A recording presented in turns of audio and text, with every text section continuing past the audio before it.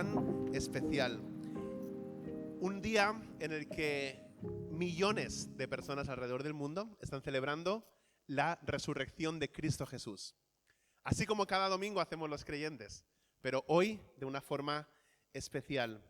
Y yo me pregunto si hemos llegado a perder de alguna forma el asombro por la Pascua o por este día de resurrección, por este milagro. Mientras nuestra cultura, que ahora o hasta ahora pasaba de todo esto, ahora se deja cautivar por el conejo de Pascua y los huevos pintados de colores, algo que no es de nuestra cultura, pero que ya está apareciendo por aquí, ¿no? Y puede ser que algunos estén tan centrados en divertirse y entretenerse que sencillamente no se conmueven por la magnitud de la tumba vacía. Me llama la atención que hoy en día mucha gente a simple vista vive la vida buscando diversión. Algunos buscamos cualquier emoción que podamos encontrar, mientras que otros nos hemos dado cuenta de que esa búsqueda en el fondo no nos satisface e incluso nos deja con una sensación de malestar interior. Y tú y yo tenemos que tomar una decisión. Podemos pasar por la vida buscando diversión o podemos dejarnos sorprender por el asombro. La idea que os quiero compartir en el día de hoy es que o te entretienes hasta morir o te dejas asombrar por Jesús resucitado y empiezas a vivir. Cuando las personas se encontraron con Jesús después de la resurrección, se sintieron llenas de asombro y de reverencia. Y como os decía, me pregunto si nos hemos acostumbrado tanto a Jesús que hemos perdido el temor que nos inspira. Nuestro conocimiento de los fundamentos del cristianismo puede insensibilizarnos ante el carácter asombroso de la cruz y esa tumba que está completamente vacía. Dicho de otra manera, la Pascua no solamente es una festividad, es el día más sagrado de todos. En mi viaje hace un mes a Estados Unidos aprendí una palabra, bueno, creo que aprendí más de una, pero esta palabra que escuché varias veces de un pastor, el pastor Richard Brown de la Iglesia Bautista, ahí tienen, muchos tienen este nombre, Pleasant View, es vista placentera. Ese es el nombre que tienen muchas iglesias bautistas, por lo menos en el área que yo estuve en el sur de los Estados Unidos. Y estaba comiendo con ese pastor y varias veces dijo la misma palabra. Hablaba acerca de la juventud, hablaba acerca de la nueva generación que hay en la iglesia. Y él dijo la palabra wonderlessness. Te has quedado igual, ¿no? Por eso la he puesto aquí en la pantalla, para que podamos medio leer esa palabra. No tiene traducción directa. Ya sabéis que los americanos tienen un vocabulario muy corto, muy pequeño. Entonces tienen que inventarse nuevas palabras cada X tiempo para añadir algún significado. Ahora, ¿qué sería wonderlessness? Como digo, no tiene traducción en una sola palabra. Yo me la he inventado. Sería inasombro, pero eso no existe, ¿no? Entonces podríamos decir que wonderlessness es la falta de asombro. Se puede definir como el estado de carecer de asombro, reverencia o curiosidad. Describe una mentalidad o condición en la que nos sentimos desconectados del asombro, porque buscamos entretenernos hasta la saciedad. Es decir, wonderlessness no es que hayas dejado de creer, es que has dejado de asombrarte. Esto lo compartí hace unos meses, pero recientemente han vuelto a salir estudios acerca de esto, investigaciones más recientes que indican que scrollear, hacer scroll, pasar por la pantalla, desplazarte sin pensar por los vídeos de TikTok, de Instagram, de YouTube, de lo que sea, puede paradójicamente aumentar o provocar un aumento de la sensación de aburrimiento en lugar de aliviarte. La falta de asombro suele estar relacionada con la apatía, con el cinismo, con la complacencia, lo que puede embotar nuestros pensamientos, nuestros sentidos y sumergirnos en una parálisis espiritual. El problema no es que no sintamos, el problema es que estamos saturados de sentir cosas que no importan. Aquellos que interactuaron con Jesús en los evangelios nunca se mostraron pasivos ni se aburrieron con él. Era imposible permanecer indiferente o simplemente ignorarlo. Porque Jesús provocaba muchas cosas en la gente. Jesús provocaba ira en la gente. Jesús provocaba asombro, admiración, reverencia o temor. La gente se rebelaba contra él o la gente depositaba su fe en él. Y pasa exactamente lo mismo en el día de hoy. ¿Vas a recibir a Jesús? ¿Vas a acogerlo? ¿O lo vas a rechazar? Una de dos. Como decía la semana pasada, no hay término medio en cuanto a Jesús. Y os voy a compartir algunas reacciones hacia Jesús que podemos encontrar en el Evangelio de Marcos. Solamente les voy a leer algunos versículos. Marcos 1:27. Y todos se asombraron y discutían entre sí diciendo, hablando acerca de Jesús, ¿qué es esto? 4:41. Y se llenaron de gran temor. 5:33. Entonces la mujer, temiendo y temblando, sabiendo lo que en ella había sido hecho, vino y se postró delante de él y le dijo toda la verdad. Marcos 5:42-43. Se espantaron grandemente al encontrarse con Jesús. 6:2. Y muchos de los que le oían se quedaban asombrados. Siguiente versículo. Y se escandalizaban de él. Capítulo 6, versículos 50 al 51. Porque todos le veían y estaban aterrorizados.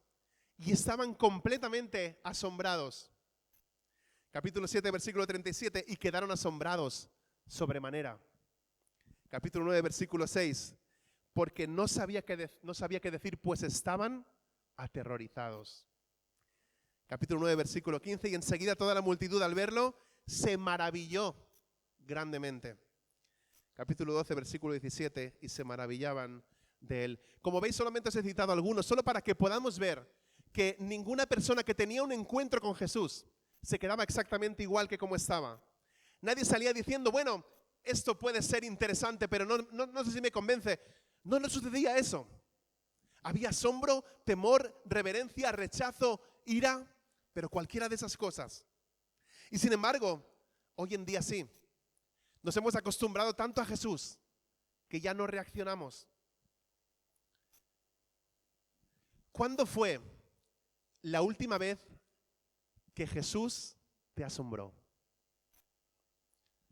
¿Cuándo fue la última vez en la que puedes decir que Jesús te dejó sin palabras? Pero de verdad, piénsalo. El asombro y la admiración eran reacciones habituales ante la grandeza y la obra de Jesús. Tenéis ahí Lucas 5:26, que dice, todos quedaron asombrados. He querido subrayar esas dos palabras ahí. 3 palabras. Todos quedaron asombrados y ellos también alababan a Dios. ¿Estaban llenos de qué? De temor. Y decían, hoy hemos visto maravillas. El temor reverencial puede definirse como un miedo mezclado con reverencia. Las traducciones de la Biblia al castellano utilizan las palabras reverencia o temor casi exclusivamente para referirse a la persona de Jesús o al poder de Dios. Y es que ante la impresionante presencia de Dios, la respuesta humana inevitable es temblar y encogerse de miedo. De hecho, la Biblia nunca recoge un encuentro personal directamente con Dios en el que la persona no se viera conmovida por la grandeza del Dios Todopoderoso. Siempre os lanzo preguntas y creedme que no son preguntas para haceros sentir mal. Tampoco son preguntas para ponernos a prueba.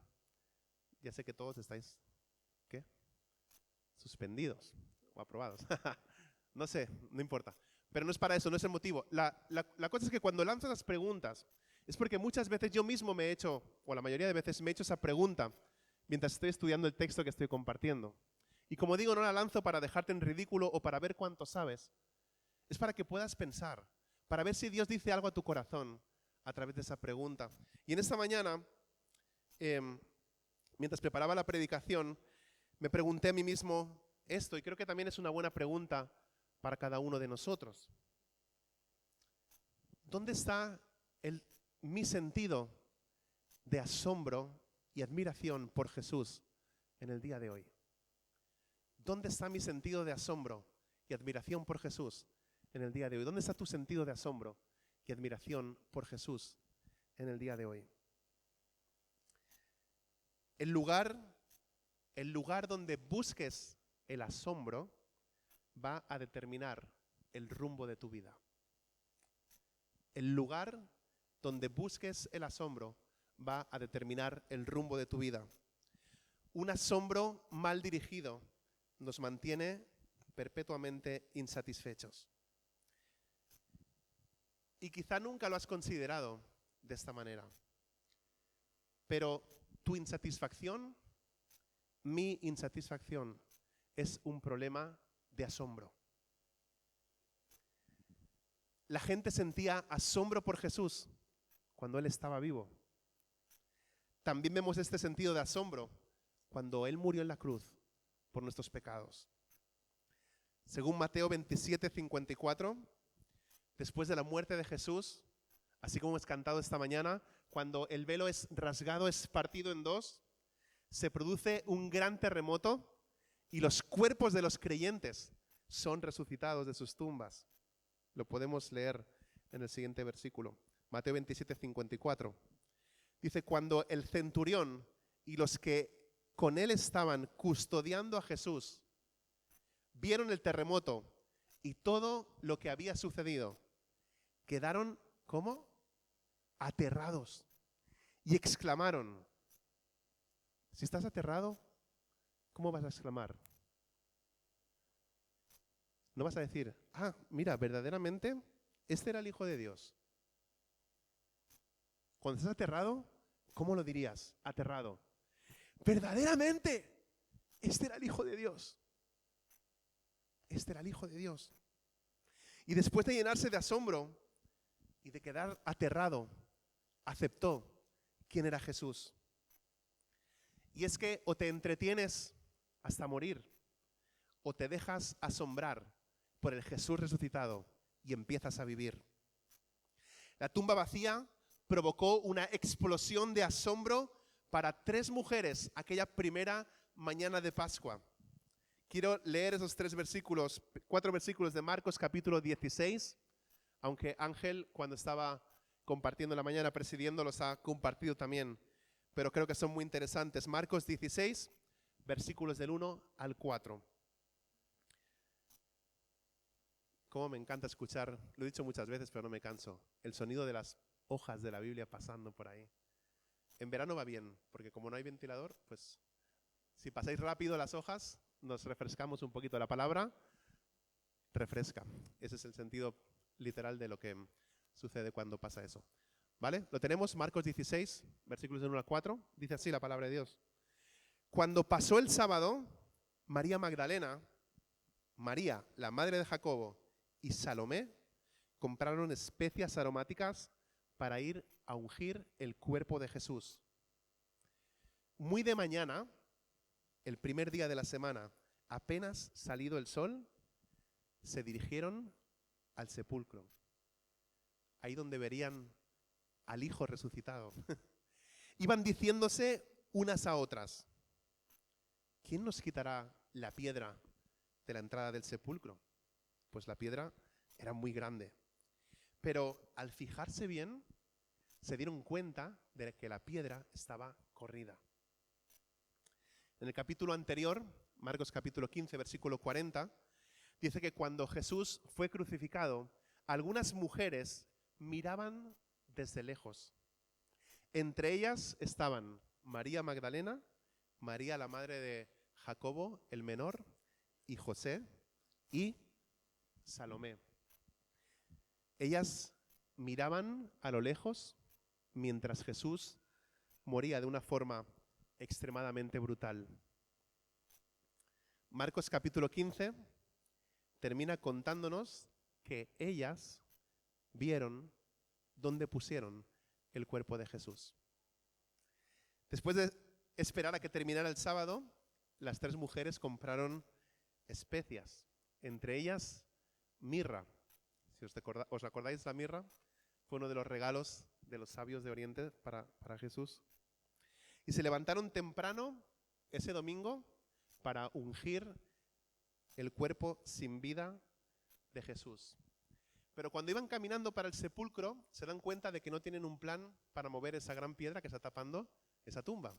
Y empiezan a hablar acerca de esto.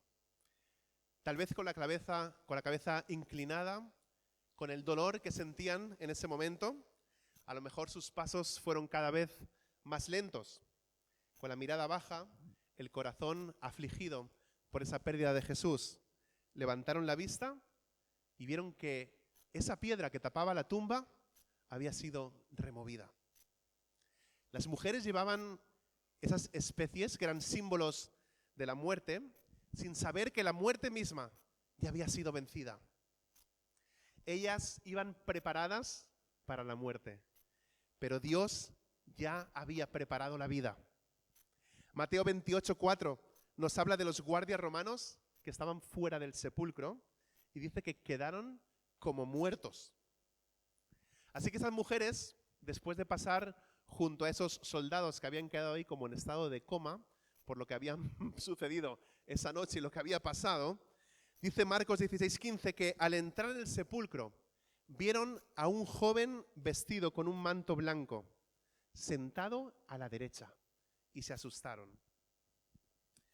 Cuando entraron en el sepulcro, Lucas 24:3 nos dice que al entrar no hallaron el cuerpo del Señor Jesús. Lucas nos describe a 2 ángeles, pero aquí Marcos se centra en un mensajero que vestía una túnica blanca o resplandeciente. Mateo 28:3 aporta algunos detalles más. Dice, su aspecto era como el de un relámpago y su ropa era blanca como la nieve.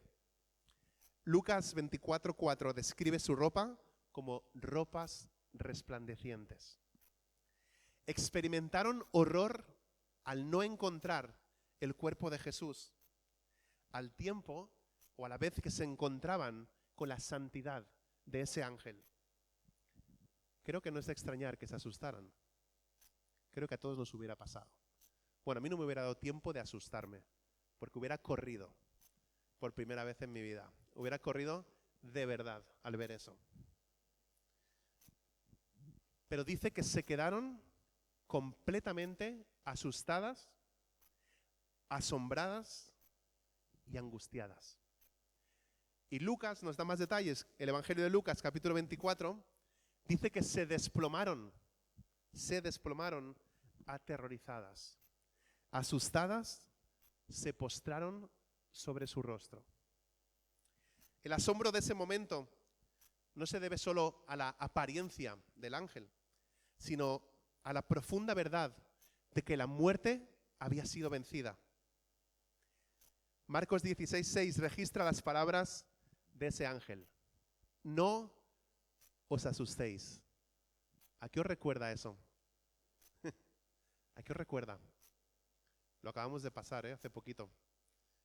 A los pastores, no temáis. Os ha nacido hoy en la ciudad de Belén un Salvador, que es Cristo Jesús. No os asustéis, no temáis, les dijo. Buscáis a Jesús el Nazareno, el que fue crucificado. Ha resucitado, no está aquí. Mirad el lugar donde lo pusieron. El ángel sabía que buscaban a Jesús, así que les da la buena noticia de que Jesús había resucitado y ya no estaba en el sepulcro. Y para ayudarles a asimilar todo eso, les dicen, mirad, aquí está el lugar donde lo pusieron y no está. El cuerpo embalsamado de Vladimir Lenin lleva más de 100 años expuesto en un mausoleo en Moscú. El aspecto de su cuerpo se ha conservado gracias a meticulosas técnicas de embalsamamiento que incluyen tratamientos con soluciones químicas. Y me vi tentado, porque ya me conocéis, a poner una imagen de de, de Lenin, de cómo está ahora y cómo está expuesto, pero mejor si la buscáis vosotros en internet y os asustáis vosotros mismos, ¿vale? Poco después de la muerte de este fundador de la Unión Soviética, un popular poeta intentó consolar al país afligido con estas palabras: Lenin vivió, Lenin vive y Lenin vivirá. Cuando Lenin murió en 1924, los líderes comunistas temían que su régimen se derrumbara después de su muerte. Así que decidieron exponer su cuerpo, el cuerpo de Lenin, públicamente para mostrar que las enseñanzas de Lenin iban a continuar. Todo eso se hizo para ensalzar a este líder soviético y sus enseñanzas, para poder darle un valor de carácter eterno. A lo largo de los últimos 100 años, decenas de millones de personas han visitado la tumba de Lenin. Algunas por curiosidad, así como algunos que estáis buscando ahora la imagen, pero muchas más por devoción por ese líder de ellos que había fallecido. Con el paso del tiempo, este cuerpo de Lenin ha tenido que ser mantenido artificialmente, con intervenciones constantes para evitar su descomposición. Así que lo que estáis viendo en esas imágenes que habéis buscado ya no es realmente el cuerpo original de Lenin, sino que es algo que intentan preservar a toda costa. Recientemente ha habido un creciente llamamiento para enterrar ese cuerpo plastificado de Lenin, pero un conocido líder ruso hizo esta increíble confesión. Y dijo: el entierro de Lenin significaría que han estado adorando ideales falsos, fijándose metas falsas y que sus vidas han sido vividas en vano. Toda esta gente que está tan loca con este Lenin, ¿en qué basan todas sus esperanzas? ¿En qué basan su adoración, sus objetivos, sus vidas? Porque cuando veo esa imagen, que es como un muñeco ya prácticamente, bueno, es un muñeco, pero que no me gustaría tenerlo, ¿qué es lo que podemos ver? Yo solamente veo un hombre muerto. En ese cuerpo no hay ni el más mínimo destello de vida. Su corazón no late, sus pulmones no aspiran aire, su cerebro no funciona, no corre sangre por sus venas. Lenin no está ahí. Su cuerpo es un caparazón vacío, compuesto de plástico y de otros materiales. Un cuerpo que intentan conservar frente a un cuerpo, el de Jesús, que no pudieron retener. Esa es la diferencia. ¿No te alegras de que Jesús no permaneciera muerto? Todo lo que enseñó y dijo, todo lo que enseñó y dijo Jesús es verdad. Y no necesitamos reforzar sus enseñanzas. En Apocalipsis capítulo 1, versículo 18, luego lo voy a repetir cuando participemos juntos de la Santa Cena. Jesús dijo: estuve muerto. Él está hablando. Jesús dijo: estuve muerto, pero ahora vivo por los siglos de los siglos y tengo las llaves de la muerte y del Hades o del infierno.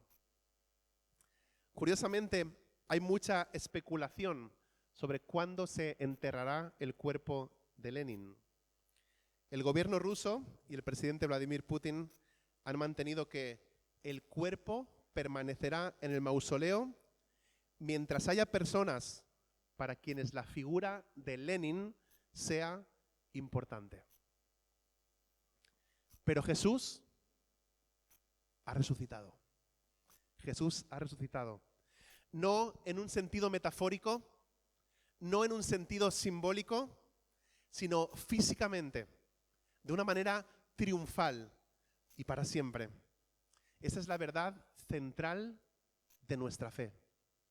Cristo ha resucitado. Primera de Corintios 15, 17. ¿Sabes por qué?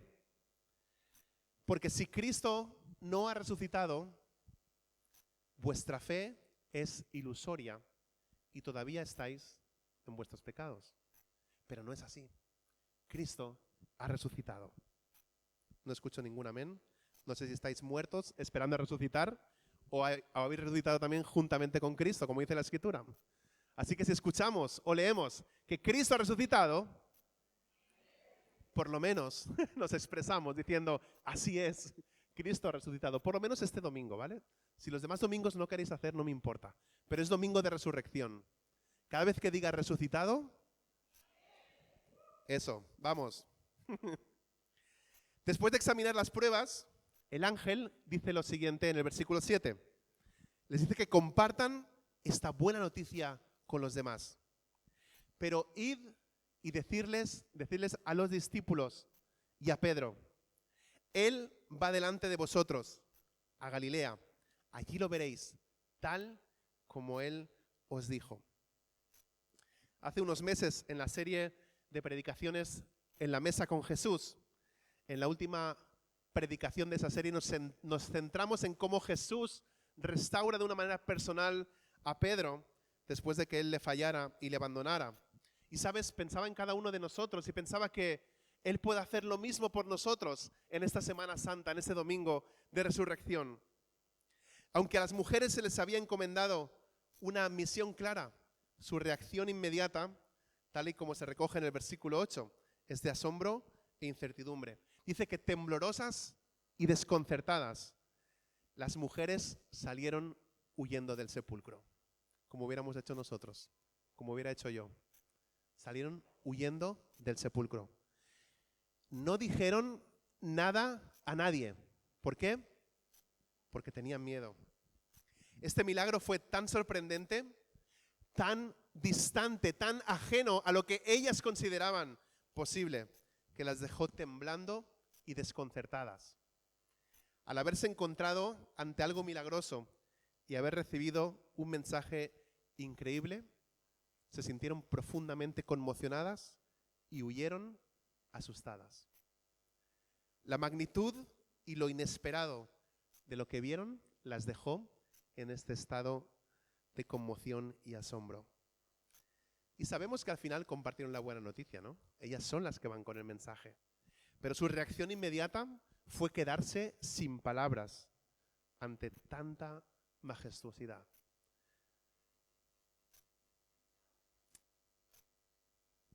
Y pensaba en esas palabras de ese ángel. Ha resucitado. No está aquí. Está vivo. Ha resucitado. Y eso me alegra muchísimo. Me alegra. Amén. Amén. Gloria a Dios. Así es. Me alegra que ese mensaje de la resurrección nunca haya sido silenciado. Esas palabras, como os decía al inicio, han resonado a lo largo de la historia y llegan hasta hoy, hasta este momento sagrado que estamos viviendo en este domingo, ahora mismo. Así que creo que es hora de que nos dejemos maravillar por la resurrección. A veces olvidamos lo asombrosa que es realmente esa tumba vacía, porque hemos vivido toda nuestra vida bajo el resplandor de esta realidad, de que la tumba está vacía. Como dijo un predicador, Dios realizó un acto dramático mediante el cual detuvo el proceso de decadencia, descomposición y corrupción para no morir nunca más. Y te pregunto, ¿cuál es tu respuesta a Jesús? ¿Cuál es tu respuesta a Jesús? Y no mires el que está a tu lado, te estoy preguntando a ti. ¿Cuál es tu respuesta a Jesús? ¿Has tomado la decisión de seguir a Jesús?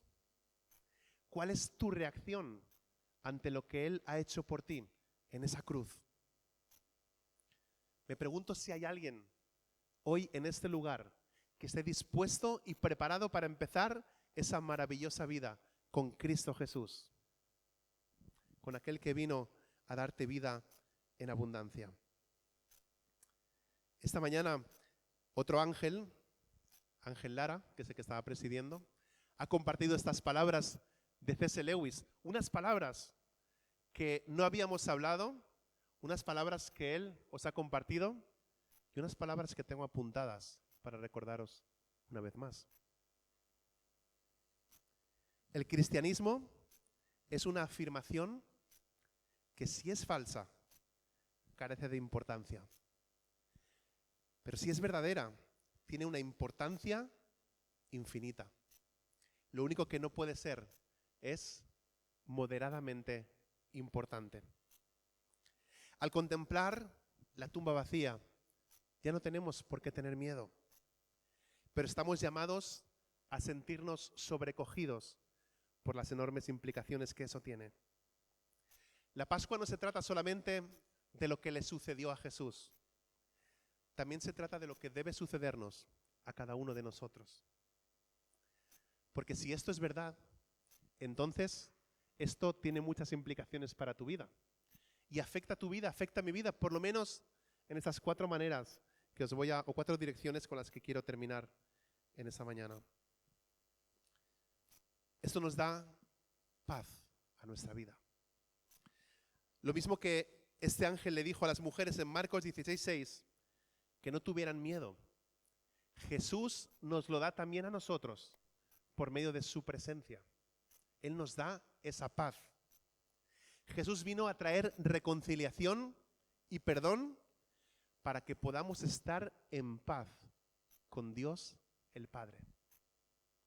Cuando Jesús se apareció a sus discípulos asustados después de la resurrección, les dijo estas palabras reconfortantes. En Juan capítulo 20, versículo 19, la paz sea con vosotros. La paz sea con vosotros. Jesús está diciendo, la paz es con vosotros, porque la paz soy yo. Ese es Jesús. Así que lo primero que nos afecta es en cuanto a la paz. Lo segundo es que nos da un propósito a nuestra vida. La vida ahora tiene sentido. La vida ahora con Jesús tiene propósito. Pero además el mismo Jesús dijo, yo he venido para que tengáis vida y la tengáis en abundancia. Nos da paz, nos da propósito, nos da poder también. Hemos visto esto hace unas semanas cuando estábamos en Filipenses capítulo 3, versículo 10, que el mismo Jesús, el mismo poder que resucitó a Jesús de entre los muertos, derrotó al diablo y venció nuestra depravación y está a nuestra disposición a día de hoy para conocer a Cristo, experimentar el poder que se manifestó en su resurrección. Así que la muerte no renunció voluntariamente a Jesús. La muerte no renunció voluntariamente a Jesús. La muerte fue destruida por Jesús. Y ese es el poder. Él nos da paz, Él nos da propósito, Él nos da poder y Él nos promete que su presencia va a estar con nosotros todos los días hasta el fin del mundo. Mateo 28:20. Y he aquí, yo estoy con vosotros todos los días hasta el fin del mundo. Alguien dijo, un cristiano es una persona que puede decir, si mañana muero, estaré con Jesús. Y si no muero, Él estará conmigo, porque su presencia está con nosotros. Cuando te rindas a Él como Señor, prepárate para el viaje de tu vida. Pocas cosas son más impresionantes que ver a Jesús dar vida a una persona espiritualmente muerta ante tus propios ojos. Así que recupera el asombro. Yo no sé vosotros, pero hace unas semanas, cuando Dios lanzó esa invitación a algunas personas en este lugar a recibirle como su Señor y Salvador, y se levantó un muchacho que justamente se llama Jesús. Y Jesús recibió a Jesús como su Salvador. a mí se me puso la piel de gallina. Porque no hay mayor milagro que ver a una persona espiritualmente muerta recibir vida de Cristo Jesús delante de tus ojos. Quizás la persona muerta seas tú en el día de hoy. Y quizás Dios te está hablando a ti también. ¿Te sobrecoge lo que ocurrió en Pascua? ¿Te sobrecoge lo que ocurrió en Pascua? Deberíamos temblar ante un Dios santo e impresionante. Hebreos capítulo 10, versículo 31. Dice, terrible cosa es caer en las manos del Dios vivo. Nuestros pecados han creado una separación entre nosotros y Él. Y como somos pecadores, merecemos la muerte y el juicio. Porque si rechazamos a Jesús como Salvador, un día nos enfrentaremos a Él como juez. Ahora, la buena noticia es que la justicia santa y justa de Dios se derramó en esa cruz del Calvario por cada uno de nosotros. Él fue nuestro sacrificio vivo. Su resurrección significa que el pecado, la culpa, la vergüenza, la adicción, el dolor, la muerte, la enfermedad no tienen la última palabra en nuestras vidas. La muerte fue la prueba de que Jesús era humano. La resurrección fue la prueba de que Él es Dios. La resurrección confirma que Jesús tomó nuestra corrupción y la cambió por su justicia. Gracias a ese intercambio es que nosotros en el día de hoy podemos ser transformados. Es que tú puedes ser transformado ahora mismo si te arrepientes y recibes a Jesús como tu Señor y Salvador. Porque Jesús ha resucitado, tú puedes nacer de nuevo. Dice Primera de Pedro 1:3, alabado sea Dios, Padre de nuestro Señor Jesucristo. Por su gran misericordia nos ha hecho nacer de nuevo mediante la resurrección de Jesucristo, para que tengamos una esperanza viva. Romanos capítulo 10, versículo 9, enseña que debemos confesar a Cristo como nuestro Señor resucitado para ser salvos.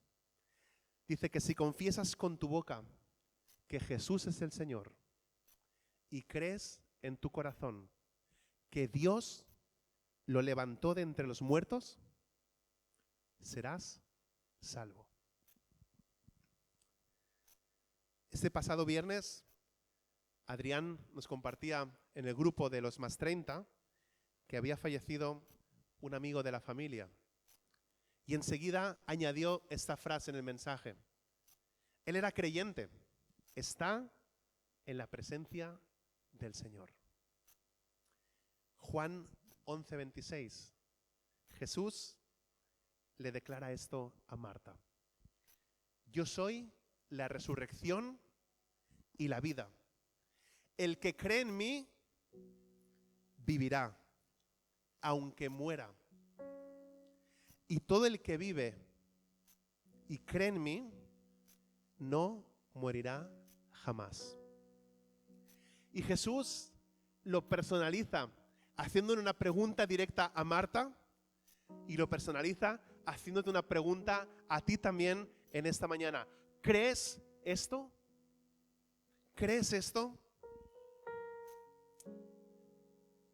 Me gustaría orar antes de pasar al tiempo de la Santa Cena. Orar por si alguien en esta mañana se ha asombrado por la resurrección de Cristo Jesús. Por si a alguien le ha impactado la muerte de Jesús en la cruz, donde Él derramó su vida por nuestro pecado, pero no se quedó ahí, sino que Jesús resucitó, como dice la Escritura, al tercer día para darnos vida, vida abundante, vida eterna. Porque a todo aquel que esté vivo, si cree que Jesús es el Señor, aunque muera, vivirá. Yo ya tomé esa decisión hace muchos años. Yo sé que voy a vivir, porque mi Redentor está vivo, porque Cristo Jesús está vivo.